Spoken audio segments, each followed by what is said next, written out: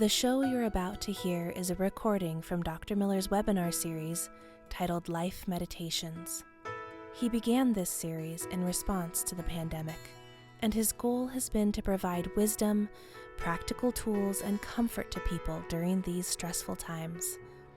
Watch the entire series at drmiller.com/lifemeditations.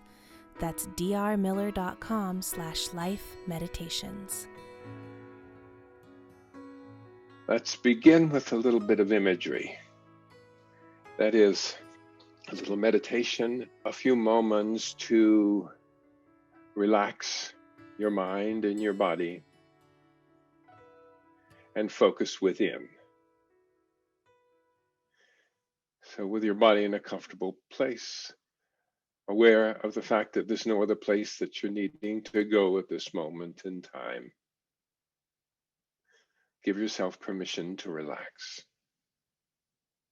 Take a deep breath in. As you let it out, let it be a feeling of letting go completely. Completely and totally releasing and letting go. Attune to your breath. Feel how it enters and leaves all by itself. You don't have to do anything. It's just simply observing. With each breath in, think to yourself, breathing in. With each breath out, think to yourself, breathing out. Not doing it, just thinking it. And then at the end of each breath out, notice that quiet pause before the next breath begins itself. That's the quietest time of all for all your mind and body. Let yourself sink deeply down into that pause.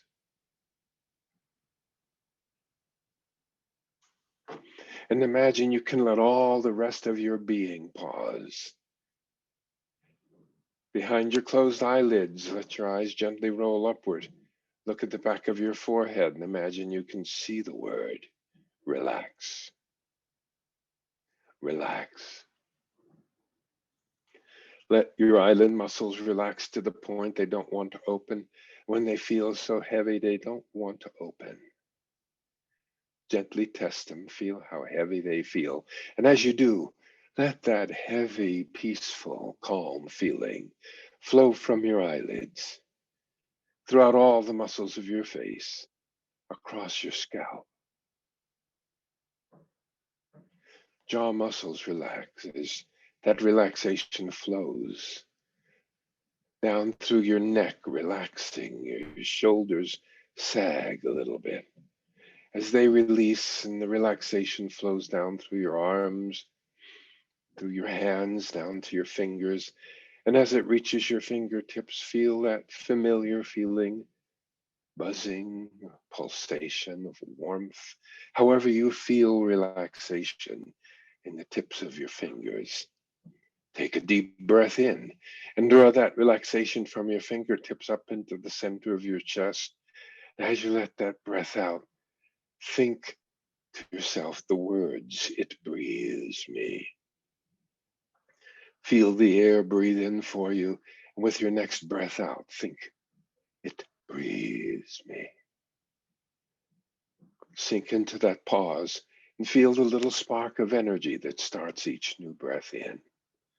That's a spark of life, like a little spark of light that illuminates the darkness. And it's a gift for you and is always there. And with each rising and falling of your chest, feel all the muscles of your chest relax. Feel your abdomen as it rises and falls with each breath. Like a gentle massage of relaxation to all your internal organs, relaxation flows down through your back, through your pelvis, relaxing all your internal organs, down through your thighs and your knees, through your legs and your ankles and your feet, all the way down to the tips of your toes.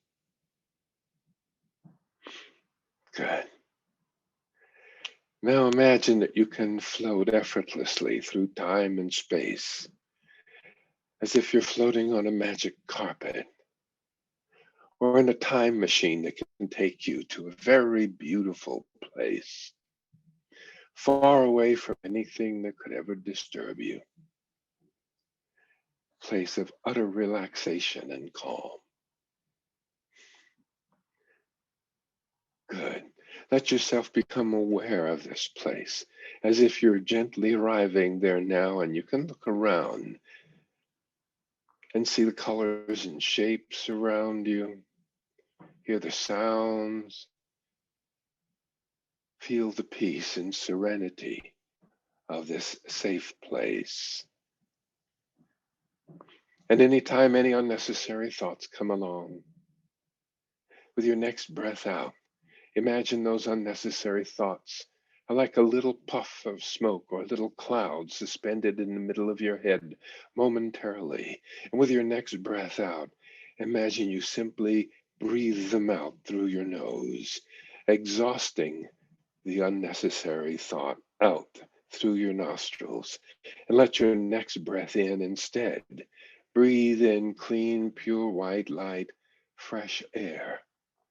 And as you release, think to yourself, it breathes me, as you sink down into the pause and are filled again with another breath of relaxation, more and more relaxed with each breath.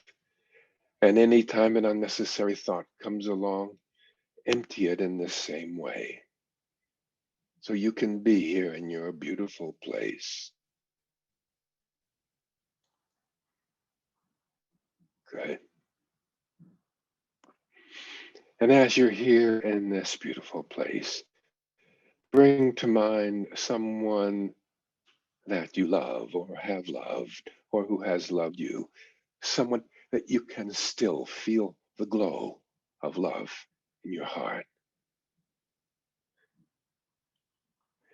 Imagine you can bring them to your special place as if it's a moment's vacation when you can be with your loved one, looking into their face, into their eyes, holding their hands or their bodies if that's what's appropriate in your relationship. Could be a child, could be a favorite animal, a pet, could be a newborn baby that was yours at one time as a baby. And feel the love. Feel it enter with each new breath in. Notice how it sometimes causes a deeper breath to come in, and as you do, you can kind of feel that love flowing out from your heart. Notice where you feel the love the strongest in your body, and let each breath breathe into this place. We've talked before how love, in its largest meaning of wholeness, togetherness, harmony, peace, affection, dedication, reverence, and appreciation, is it the essence of healing, which means becoming more whole, more complete, more integral, and functioning in harmony with the world around you, just as the cells within your body function in harmony. As you love another, you bring healing, ongoing healing into this relationship. Feel the love that you share with this person. Now stay in touch with this feeling of love, of vulnerability and openness and intimacy. And think back to some time earlier this week, or maybe last week, sometime recently when you felt love for someone.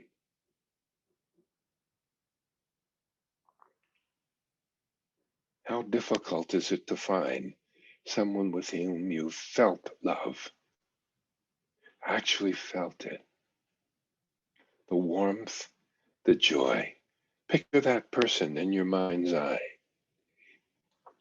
Maybe you can recall those moments when you felt that love most strongly with them in these last few days. Feel it. Good.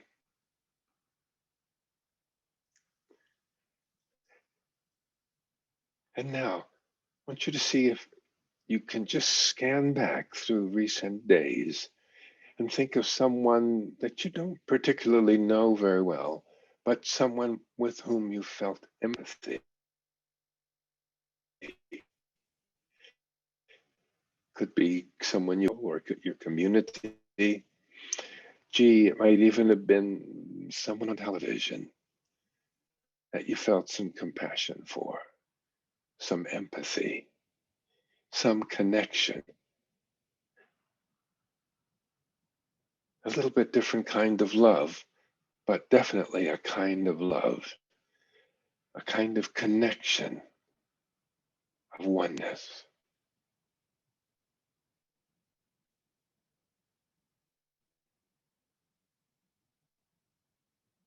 Good. Now take a deep breath in as you let that breath out. Let it be a feeling of letting go. And once again, breathe into that place of love within as you once again picture that loved being that we started with earlier. Bring them to your special place. Let go of all other thoughts. Realize you are exactly where you're supposed to be at this moment in time and feeling the love that is within you. And allow yourself to know that this love is an extraordinarily powerful force. And although we live in a world that often does not reinforce it for us, it is nevertheless extremely important. In fact, even more important. And realize that you have a responsibility to keep your love as a living, vibrant, powerful entity within you, and that you have the power to expand your circle of love just as much as you are willing to. Simply know that you have the power to do that, and you have the power to choose whether you're willing to do that. Good. And in our explorations today, I'm going to ask you to continually be open to discovering when are you willing to do that and how much are you willing to do that. Gradually, in your own time, bring yourself back here to being alert, refreshed, and in touch with the world around you. Stretching, moving. Take a moment to notice how comfortable you feel.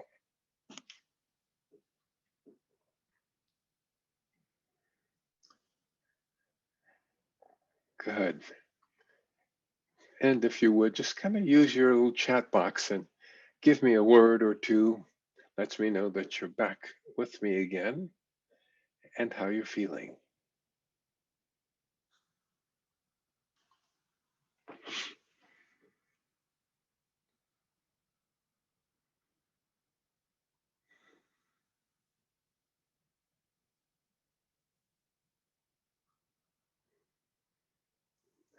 Embraced, calm and grateful. Lovingly. That's a beautiful one. Hi, Jennifer.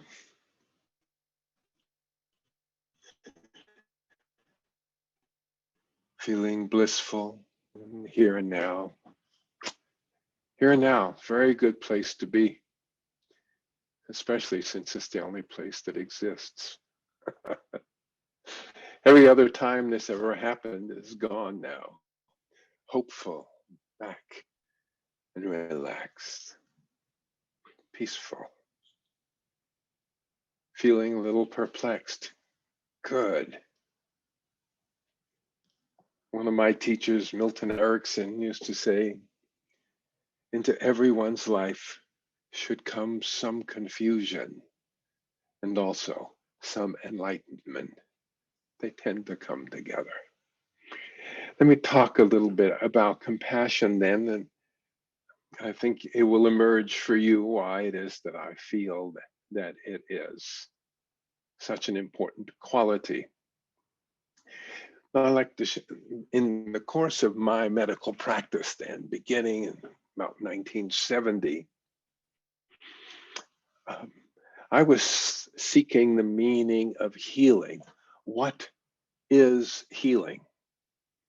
And first of all, I realized that healing was not just something that happened physically because of the drug that we gave, but that the mind was involved, the emotions were involved, and a person's spiritual condition was very important to their healing, which led me to initiate that field of holistic medicine back in 1970. I realized there were several other people who had stumbled upon the same thing gradually over the next 20 years. We came together and realized we're all talking about the same thing: holistic healing. Mind, body, emotion, spirit, behavior, and relationship are all crucial to healing. So throughout the first part of the 1970s, I was seeking just what is healing. And I realized it had to do with the integration of many aspects, such as mind, body, emotion, spirit, relationship, and that they needed to be integrated by a part of the mind that was capable of wisdom. The place within our bodies that wisdom evolves or emerges is from the prefrontal cortex of the brain, this part of the brain up here. If this part of the brain is damaged, then our personality gets flipped over. We're not able to think at that level of wisdom, which is higher than just knowing. There's learning and knowing, and you learn and know by taking in more stuff. Wisdom grows by letting go of what no longer pertains, what you no longer need. So knowledge comes, wisdom lingers. So I learned more about wisdom and what that was. And that was fascinating because it took me out of the physical, out of the psychological, really right into the philosophical. And then I began to ask, what are we accessing through our wisdom that ultimately gives us the guidance as to how to bring healing to all these other levels, whether it's to relationships or healing our emotions or healing our attitudes about life, of overcoming addictions and dependencies, whatever it is, where's that coming from? What is that source? And I came up with the notion of love with a capital L, and which is what led me to write that book that I wrote, actually my most recent of my 6 or 7 or 8 books, whatever, in about it really began in the early 2000s, published it in 2009.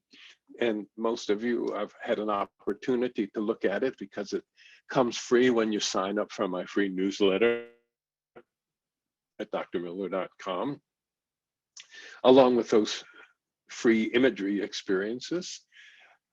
And that is Our Culture on the Couch. And the point that I was making primarily in Our Culture on the Couch is that we live in a world of enormous violence, and that it was increasing and spreading so much in our world and in our country that if we didn't do something, that we were going to see a collapse of our democracy, a collapse perhaps even of the world. I wrote the book, and it was, nobody cared about violence back in those days. I talked about there being violence, and in violence, I mean violent actions, violent words, violent behavior, the kinds of things that we see on the internet, the kind of thing that Philip Wiley wrote about in his amazing book, Mindfuck, in which he described how they flipped elections in different countries, created Brexit, and even led to the election of the president that was elected in the United States back in 1996. And it was pure violence, what they did, because it took away from people their ability to make sensible and wise decisions. The importance then of love is how to regain that wholeness. And we've talked a lot more about love and violence, and I'll talk more with you and exactly how we can apply that. So once I had come to that, and as I say, I reached that, I would say, in the early part of this century, early part of this millennium. And then I began to look at what are the ways that we can share this knowledge and this information. And that's when I began to realize about the power of compassion, because compassion is something that pulls us together. And a house divided cannot stand. Remember the old Aesop's fable of the father and his sons were fighting and fighting and fighting with each other. And so he said, I have to teach you boys something. Go out and bring me some sticks. So they came back and got him about a dozen sticks. And he took the sticks and he bound them together till it was a big bundle. And he gave them to the youngest boy, said, can you break this bundle? And the boy tried to break the bundle, but of course he couldn't, because it was just this bundle of sticks you can't break. Then he went all the way up the line to the biggest and strongest brother, and he couldn't break it at all. And then the father said, now, and he cut the bonds from around the sticks and gave them back to the boys one at a time and said, now, break them. And one by one, they were able to break it. And so right now, as I look on the world stage, as several other countries are growing stronger and stronger, several other countries are gaining nuclear weapons.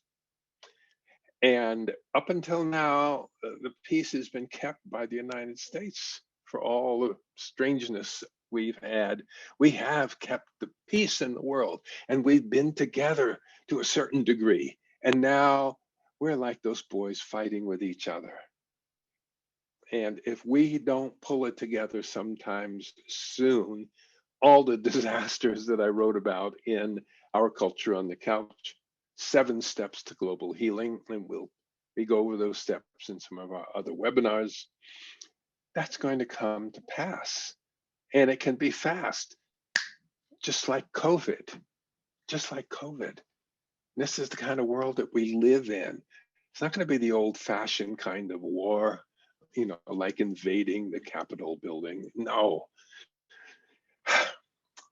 But so we have an opportunity, and I want to encourage the world to take that opportunity. Compassion literally means to suffer together. Come together, come, C-O-M. Passion, like the passion of Christ, to suffer together. Among emotion researchers, it is defined as the feeling that arises when you are confronted with another's suffering and you feel motivated to do something to relieve that suffering. It's not the same as empathy or altruism, although there's a relationship. Compassion is an emotional response to feel sympathy, and it creates a desire to help. Empathy is a feeling of awareness of another person's emotion and a sense within yourself, oh yeah, I know how that feels. Oh yeah, oh man, that's rotten to have that. Oh yeah, I've felt that. I know what that feels like. But that's not necessarily the same as compassion, which is, what can I do to help this person? Is there anything I can do? Decided to do something a little bit different today, and I hope you won't mind listening as I share some personal experiences, because I think compassion is very personal. And back when I was in PS 138 in Brooklyn, New York City, I was in the 5th grade, and our teacher, Mrs. Schiff, told everybody to come up, grab a book off the table, and she was going to teach us how to write a book report. Now, I grabbed a book entitled Five Chimneys, the story of Auschwitz-Birkenau. I had never heard those names before, and I really didn't know anything about the Holocaust. I mean, I'd heard Adolf Hitler, we killed him, killed all the bad guys. And I heard the word concentration camp, but I wasn't anywhere near having any idea what I was going to find out when I opened up this book. The woman was a physician who had been captured with her family by the Nazis and confined to the camps for several years. And the book was her personal story about the cruelty, the murder, the sexual abuse, the starvation that she and others had experienced during her years there, as well as the acts of love and courage she had experienced during her imprisonment at Auschwitz. And she described how the soldiers would come in at night, drag families from their bed, herd them into railroad cattle cars where they would ride for days in suffocating darkness. And then how they were prepared for death, cremated after their hair was shaved off and their gold teeth were pulled out. Hey, I'm 12 years old and I am horrified, because this is back in 5th grade, so what, 1950 or something. And it was very shocking. And I was revolted. Could human beings really be this cruel? How could they have operated for so long? How could American companies have supported the Nazis in doing it? IBM setting up the IBM cards for keeping track of the numbers that were being tattooed on the arms of the prisoners. And I went on in life to see people who still had those tattoos on them. How had our country, the home of the brave, really looked on with such complacency in the face of such indisputable evidence of the existence of these camps? And I went around complaining to people, this is not okay. And they said, oh, no, we've killed Hitler. It's all over. And I said, no, it's not over. I knew it wasn't over. I don't know how, but something said, somehow people don't get it. This is a man who built machines for exterminating human beings. Well, I'll just keep it to myself, and one day I'll figure out something that can be done about all this. Now I want to take you back to school again, but now I'm in college. In my sophomore year, toward the end of my sophomore year in college, the registrar asks me to come to his office to make an appointment, come see him. And I go, uh-oh, I've been busted, because I was not the best behaved kid. I was always sneaking around and doing funny things. So I felt an undeniable physical and emotional tension in the days leading up to that appointment, until finally I found myself in his office, frightened, but I wasn't prepared for what he had to say. Basically, it seems I'd taken a set of psychological tests during my freshman year, a strong vocational guidance test. And he had the results of the test. And then he told me, Mr. Smith told me, he said, we don't show scores on these kinds of tests to students. They're just part of research that's going on. In fact, in my 20 years of practicing psychology, I've never shared anyone's results with them. But for you, I had to make an exception. My ears opened up. Then he went on to tell me on that crisp New England winter's day that according to this test, that when they looked at my perspective on life and what I enjoyed about life, and then they compared that with the answers were given by people who were successful in various professions to see how well my interest and joys lined up with theirs.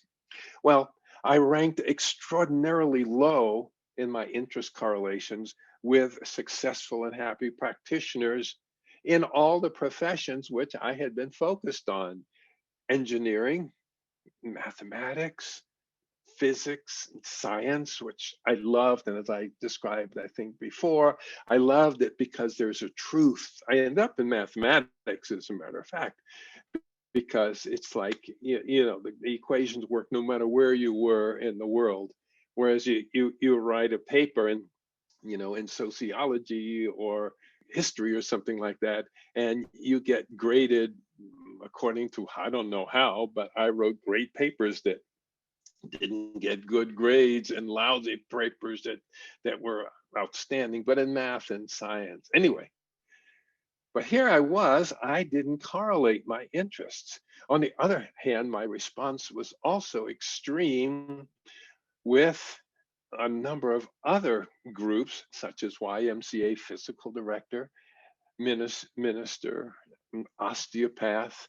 And what was so strange that I either correlated more than 95% with one group and less than 5% with the other group. So normally people's interests are 40%, 60%, 30%, 70%. But for you, he said, as he showed me the graph, look at all that white space down the middle. You are so extreme. I said, well, I certainly didn't drag myself out of the inner city to get a top-notch academic education in order to be a YMCA physical director, although it seems like it could be a fun job. And I wouldn't make a very good minister because I'm a militant agnostic. And I didn't even know what an osteopath was. No, Miller, he said. I'm not saying you should go into any of those fields. What it's really shouting loud and clear is that you are a do-gooder. I never heard that word before. What's a do-gooder? He says, well, you have a deep need to care for others, to give to others, to serve and honor who other people are. You have extraordinary compassion for others, and you will not be happy in life unless your work enables you to give to other people. You are a do-gooder, Miller. And then he said, perhaps you may be the biggest do-gooder since Jesus Christ.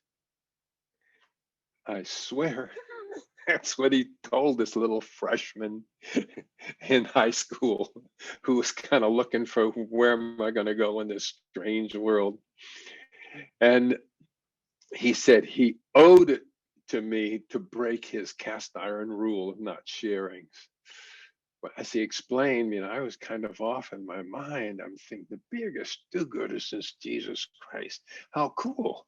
I mean, it had a nice ring to it. I mean, even though as I was agnostic, it was like, wow, I was flattered. I mean, I dug Jesus. I mean, the sort of miracles I was a scientist. I can't understand,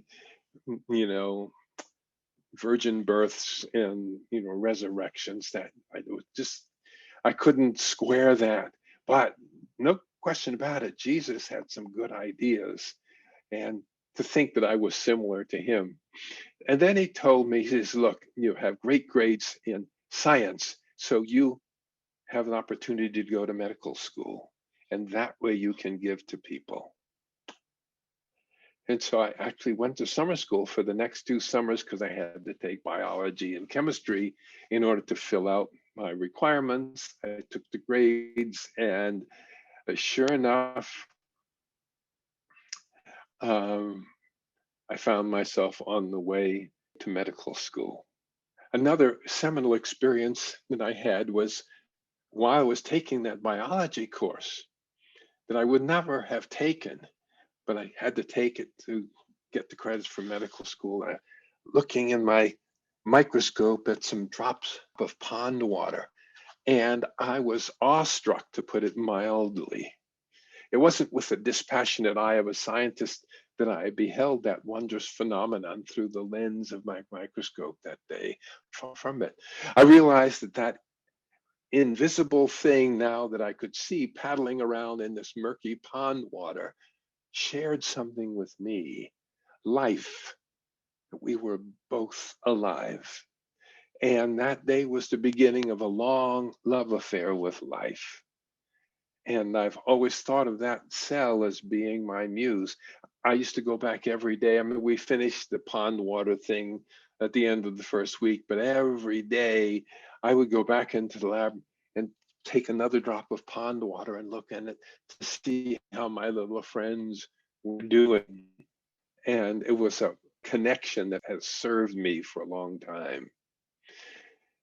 Yeah, the first night that I was in medical school, I was quite confused. But in time, and some of you have heard the story that I've told when I was in my second year of medical school, when we went to see a patient who was lying in bed in obvious pain, and the teacher, who had his 7 medical students, walked over, pulled the covers back, didn't even say hello to the woman. She's nude underneath. She's in so much pain, she doesn't even notice. Then he presses on her belly and he said, "This woman has peritonitis, severe peritonitis." And then he performed what's called the rebound tenderness test. What you do is you push in, it hurts, it hurts, it hurts, and then you suddenly let go and it's like, ah! That's called rebound tenderness, how we can diagnose peritonitis. Well, he did it on her. And even though she was in such terrible pain, when he let go, it was like an ungodly shriek came out of this woman. And then he turned to me and he said, "Dr. Miller," that's what they always say to make you feel bad in medical school, that you know you better just mind your business and do what you're told. He said, "Demonstrate rebound tenderness." Now, I don't know how or where it came from, but I said, I've seen rebound tenderness in the emergency room, and I agree with you. That's by far the worst rebound tenderness I've ever seen. He said, "Demonstrate it." And I said, I think she's had enough pain. I don't feel right in creating more pain for this woman. His steam rose from his head, and he said, "Step back, Dr. Miller." And then he had each of the other 6 medical students create that same pain for the woman. And he watched my eyes the whole time. And I knew he felt a sense of victory. I knew he felt he was teaching me a lesson, but I don't think he knew the lesson that he was teaching me.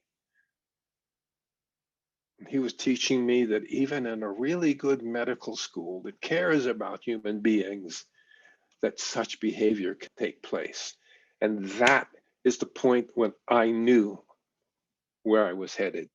I realized that there was something huge missing in the field of medicine. And let's say it's compassion today. Qualities of compassion. Compassion inhibits fear and it activates courage. Compassion changes the functioning and interrelation of all different aspects of brain functioning and makes us better able to handle demanding situations. When you're in a compassionate state, there's improved heart rate variability and diminished inflammation within the body. Compassion improves mental health and psychosocial functioning. It enhances the ability to deal with stress. And compassion, is more like courage than niceness. Compassion is a way of responding to the stress of trauma or suffering in another. It kind of goes like this. We see in another person the signals of pain, suffering, or alarm. And from those signals, we become aware of the suffering. And then there comes a feeling of open connection to that one who's suffering. And it calls forth the response of engaging rather than retreating from that person who's suffering. And there arises a desire within to try to relieve the suffering. It's a feeling of not wanting that suffering to continue. And at the same time, there's somehow an inner belief that somehow there must be something I can do to relieve that suffering to some degree. In other words, there's some sense of empowerment. That empowerment shifts the functioning of the brain to bring about an actual motivation to take whatever actions are possible to attempt to relieve that suffering. And when you're in the process of doing that, it inhibits panic and it inhibits you from avoiding things. It slows your heartbeat. Oxytocin and progesterone shift the stress response then to a giving and caring response. Again, compassion is a form of courage so that you turn toward rather than away from the suffering. The heart has the ability to hold the sufferings of life in compassion. Both compassion and courage have to do with the heart. So we can think of there being two parts to compassion: sensitivity of and awareness of the suffering of another.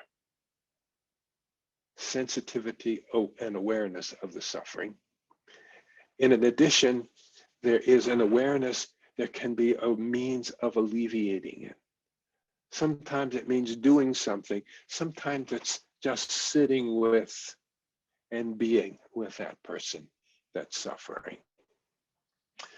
Okay, let me just share a little bit from I know we have professionals out there, and yeah, I did have some pictures of there are some people who don't have a lot of positive orientations toward compassionate and caring and dealing with feelings. But the pattern neurologically is the first thing that happens when you see someone and compassion develops. The insula is this part of the brain. It's deep. The little retractors are pulling back so you can see under the superficial cortex. That's called the insula. And that insula lets the body know something's happening. That's the first thing that happens. The next thing that happens is the amygdala is triggered. That lets you know that something important is happening, awakens feelings. Okay, there's a problem going on here.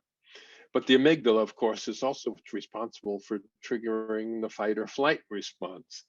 So it's important that before that amygdala gets firing too strongly, overactive, the next thing is that the temporal parietal junction is brought into play. And that allows us to understand that someone else is having the problem. Because if that doesn't come in, then all the midline structures will be activated. Then we get afraid and then we think, oh my gosh, I've got to save myself.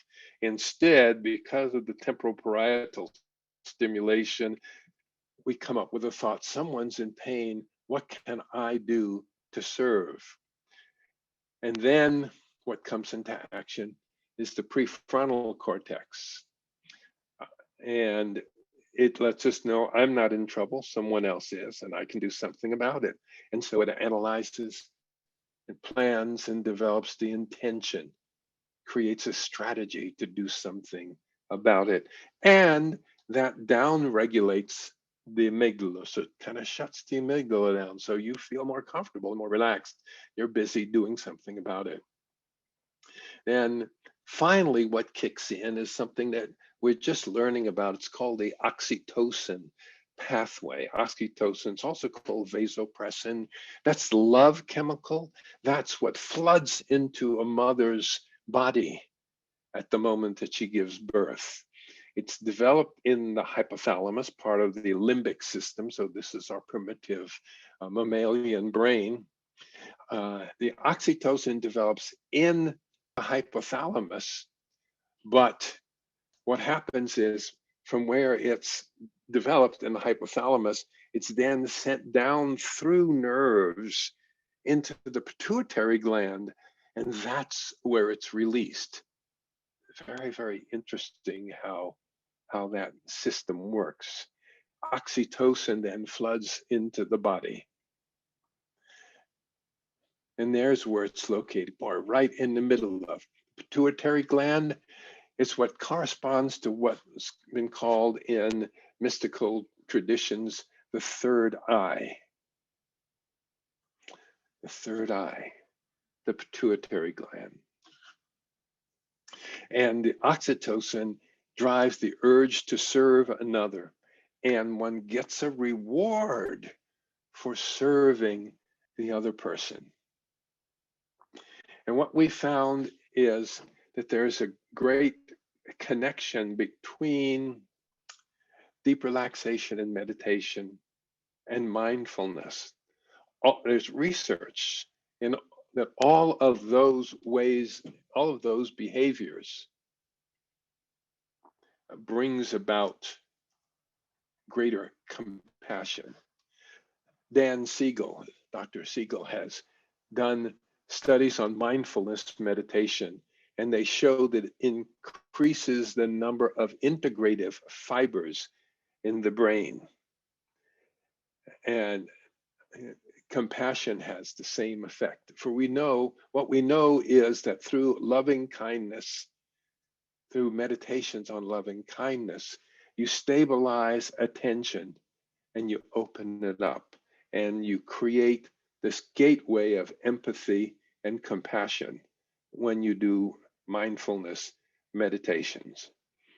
People who were meditators when they did psychological studies, people who meditate are much more likely to lend a helping hand to an actor, a man who's pretending to be in great pain, walking on crutches in front of the research subjects.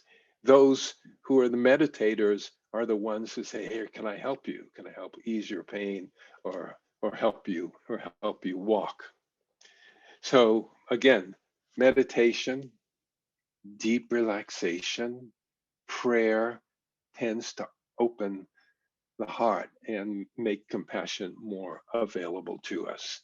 We also know that people live longer when they're compassionate because it adds to or prevents the loss of telomeres from the ends of your chromosomes, which is associated with living longer. And there's been a lot of research into such things as ancient Tibetan mindfulness practices, which produce more empathy. And it's fascinating how that these ancient traditions are now showing up and proving that they're creating these kinds of changes in the brain that are just so positive and healing. Finally, this ability to come together and connect with each other that we find with compassion is of enormous value in helping to get us together so that we can access our collective intelligence and our collective wisdom. And those are things that I talk about a great deal at the end of that free book that you've all gotten, which is Our Culture on the Couch, 7 Steps for Global Healing. Well, I think we've reached the end of our hour, but I would like to close with a little meditation for you to practice with, and then that you can follow through with and practice more in the time that follows I'll get you started on it, and then you can continue to, I think the pattern is clear. I think you'll get it pretty quickly. So then compassion, letting your body be in a comfortable position, nice, easy, slow breathing. And as you become aware, there's no other place that you need to go and nothing that you need to do at this moment in time. Give yourself permission to relax, to go within. And as you're breathing, imagine your nose, your nostril is in the middle of your chest. And imagine that with each breath in, you're breathing right through your chest into your heart. And imagine that each breath is bringing fuel into your body, joy, energy, as well as peace. Breathe that peace throughout all the rest of your body.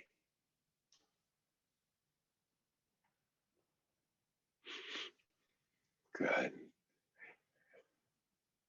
This little visualization as you relax deeper and deeper, letting go of unnecessary thoughts and letting tension drain from your body, breathing directly into your heart, makes you more receptive, more able to connect with others.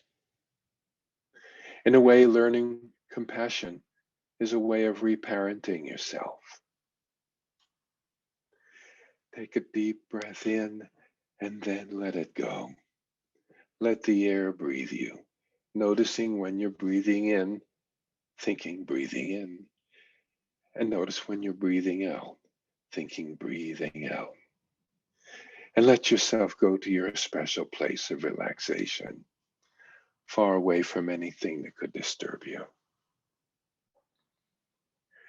Erasing all unnecessary thoughts in your mind. Compassion is a mind free from hatred. When there are no negative thoughts and emotions in our minds, we're automatically at peace.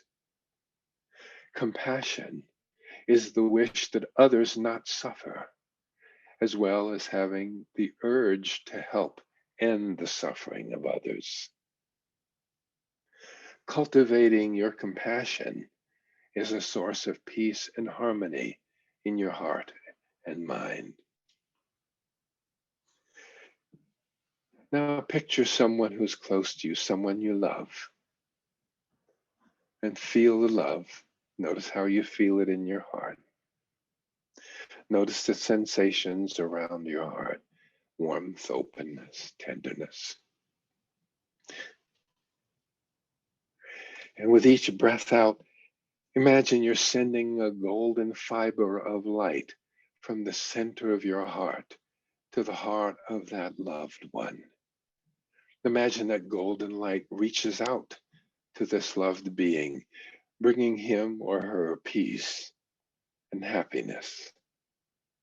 And at the same time, repeat these phrases to yourself silently in your mind. May you have happiness. May you be free of suffering. May you experience joy and ease. And as you repeat those phrases, remember to extend that golden light and feel with all your heart how much you wish happiness and freedom from suffering. Good.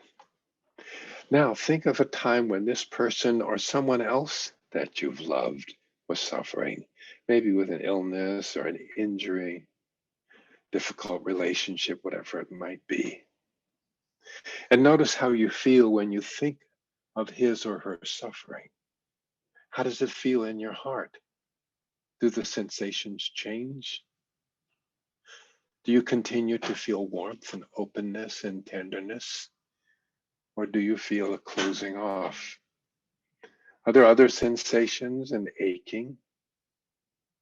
Just notice. Nothing's right or wrong. It's just what is. Continue to visualize that loved one and experience that light coming out from your chest during each breath out. And along with that golden light, send the strong, heartfelt wish that they be free from their suffering. May you be free from this suffering, say it to yourself. May you have joy and happiness with each breath out. May you be free from this suffering. May you have joy and happiness. And notice what it feels like. Did the sensations change? Other sensations come about? Now take a deep breath in as you let it out.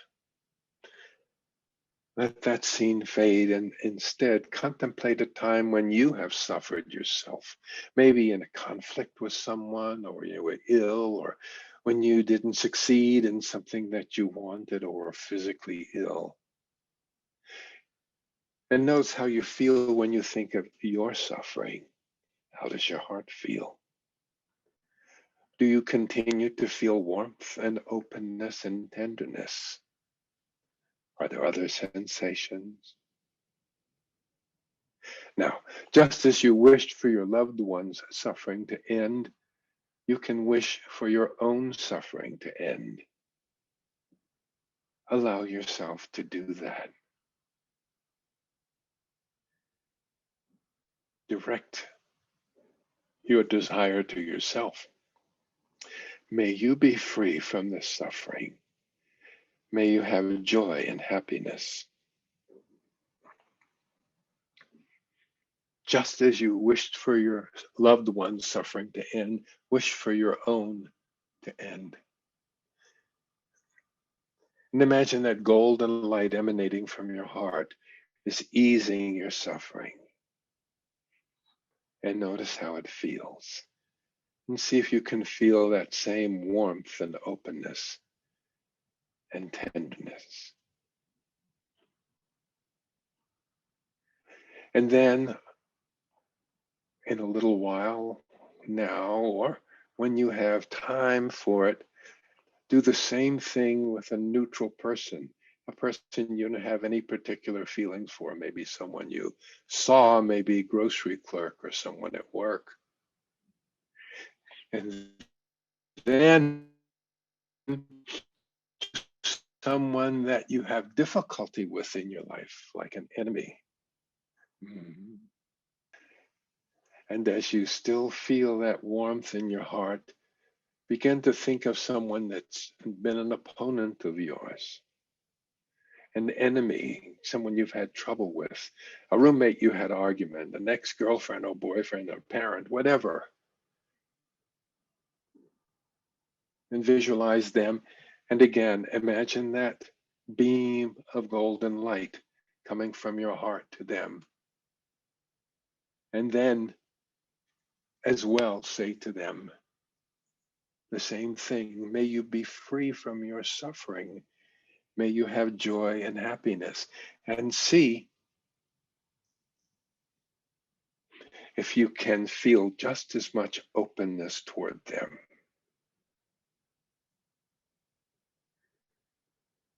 And finally, now, let's just end this meditation with a wish for all other beings suffering to be relieved.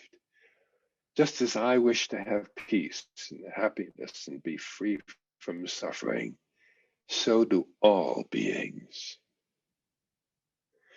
Feel the joy of an open-hearted wish to ease the suffering of all people, almost as if you could now fly around the globe and see people in all places, in China, in Iran, in Somalia, in England, in Italy, in the South Sea Islands, wherever you fly around the earth. May your suffering be relieved. May you have peace and happiness and be free. And feel that open-hearted wish within you. Let the positive feelings of it spread throughout your body and guide yourself back to a wide awake awareness of the space around you, feeling alert and comfortable once again, refreshed and clear.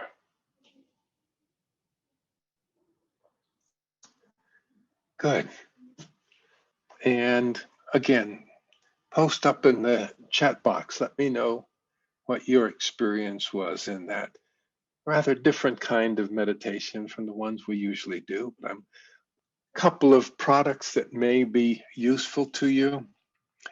I have one, and these are experiential meditations, loving communication.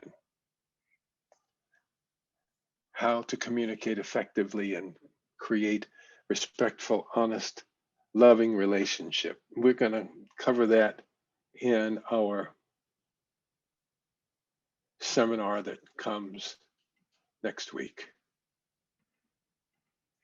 Another is the love meditation, designed to awaken the quality of love within, just called love meditation.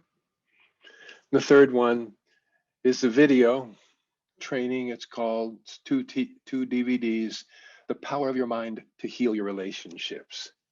And all of those are really dealing with the experiences that we had today. On the 25th of February at 11 Pacific time, our next free webinar is Secrets of Success and Loving Communication.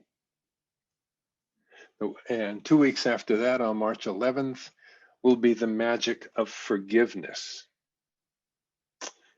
I think you're really going to like that one. So again, so good spending time with you. For the free meditations for preventing and helping to heal COVID, we still are giving them away free at drmiller.com/COVID, COVID, as you probably know by now, drmiller.com/COVID. And let me thank you again for your being here. Thank you so much for your donations, for your kind words, and for your sending information out to other people about when these events are happening. They can go to my website, drmiller.com, drmiller.com. Sign up. You get a free copy of Our Culture on the Couch, 7 Steps to Global Healing, to imagery experiences, and will be invited to each of these bi-weekly webinars. So thank you so much for being here with me. And remember, practice this a little bit on your own. And as you know, you can always go back and see past seminars at drmiller.com/life meditations, drmiller.com/life meditations. So see you in 2 weeks. Take care of yourself and share love with as many people as you can. Bye now.